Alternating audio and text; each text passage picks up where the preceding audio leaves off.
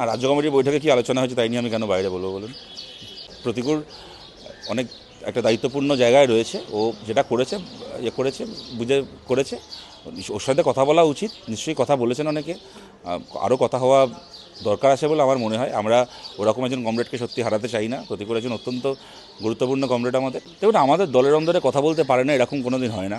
কোনো দিন আমাদের দলের মধ্যে আভ্যন্তরীণ গণতন্ত্রের যা পরিবেশ রয়েছে তা গোটা ভারতের রাজনীতিতে আপনি দেখাতে পারবেন এরকম কোনো দল। আমাদেরকে বক্তৃতা শেষ করার সময় রাহুল গান্ধী জিন্দাবাদ বলতে হয় না, বক্তৃতা শেষ করার সময় নরেন্দ্র মোদী জিন্দাবাদ বলতে হয় না, আমাদেরকে বক্তৃতা শেষ করার সময় মমতা ব্যানার্জি, অভিষেক ব্যানার্জি জিন্দাবাদ বলতে হয় না, আমাদেরকে কোনো নেতার নামে জিন্দাবাদ বলে বক্তৃতা শেষ করতে হয় না। আমাদের দলে এইসব কালচার কোনো কালে নেই। তার বাইরে যদি কারুর মনে হয় যে আরও কথা বলা দরকার, সেই কথা বলার সুযোগ তো রয়েছে, না থাকার কোনো কারণ নেই। কিন্তু আমি এইটুকু বলছি যে প্রতিকূল ভালো করে দল করুক আগামী দিনে, এটা আমরা সবাই চাই, বাকিদের মতো আমিও চাই। আমার ধারণা প্রতিকূলও সেটা জানে যে ওকে আমি বা আমরা সবাই কত ভালোবাসি।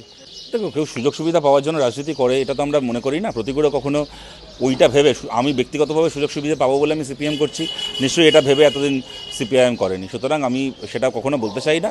এগুলো স্পেকুলেশন, বাট আমার তাই নিয়ে এখনই কমেন্ট করার কোনো কারণ আছে বলে আমার মনে হয় না। বারবার করে বলছি, প্রতিকূল আমাদের অত্যন্ত ভ্যালুয়েবল একজন কমরেড একজন। যদি কোথাও কোনো মান অভিমান ভুল বোঝাবুঝি হয়ে থাকে, আমরা চাই যে সেটা মিটে যাক।